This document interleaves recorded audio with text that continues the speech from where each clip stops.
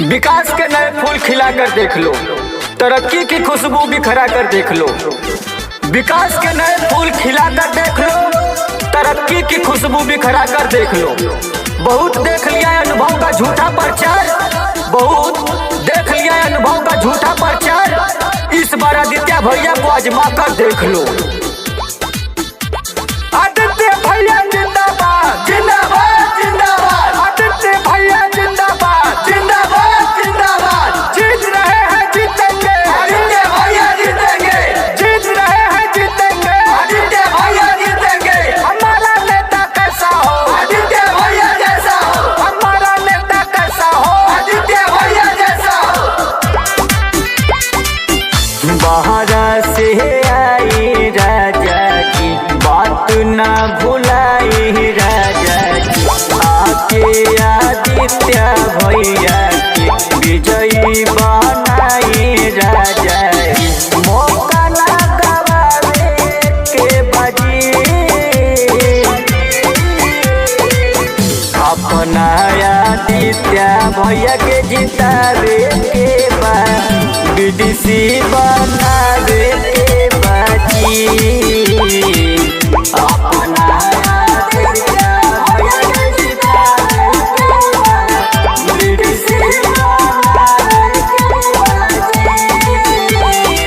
कोई नोटों के सहारे बैठा है, कोई बोतलों के सहारे बैठा है। कोई नोटों के सहारे बैठा है, कोई बोतलों के सहारे बैठा है। कोई विकास के खोखले के सहारे बैठा है।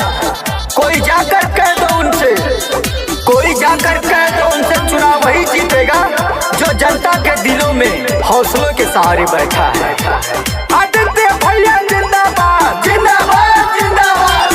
5 साल बदयाइल बाटे बीडीसी चुनाव ये राजा, तेरी जानी कभी जलती चली आई गावे ये राजा। आदित्य भैया जिंदाबाद जिंदाबाद जिंदाबाद। दोनों बेकात जाके बूथावा पर वोटवा गिरावल जाई हो। विजयी के झंडा ही नहीं के माथे लहरावल जाई हो। सबका के बतावे के बाटे जी, अपना आदित्य भैया के जितावे के बाद बीडीसी बनावे के बाजी। अपना आदित्य भैया के जितावे के बाद बीडीसी बनावे के बाजी।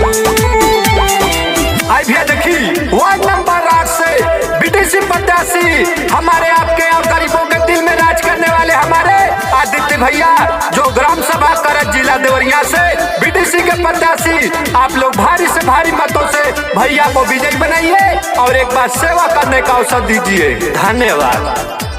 आदित्य भैया जिंदाबाद जिंदाबाद जिंदाबाद, आदित्य भैया जिंदाबाद जिंदाबाद जिंदाबाद। जीत रहे हैं जीतेंगे, आदित्य भैया जीतेंगे। जीत रहे हैं जीतेंगे, आदित्य भैया जीतेंगे। हमारा नेता कैसा हो, आदित्य भैया जैसा हो। हमारा नेता कैसा हो, आदित्य भैया जैसा हो। इन्हीं के हवा पूरा गौवा में बहता रे, जीती है आदित्य भैया सब लोग कहता रे। गौवा के बच्चा बच्चा बूढ़ा सभे करत प्रचार बाटे हो। अपन आदित्य भैया सबका से करत गुहार बाटे हो।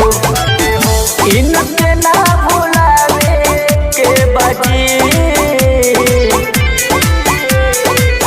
अपना आदित्य भैया के जितावे के बाद बीडीसी बनावे के बाजी।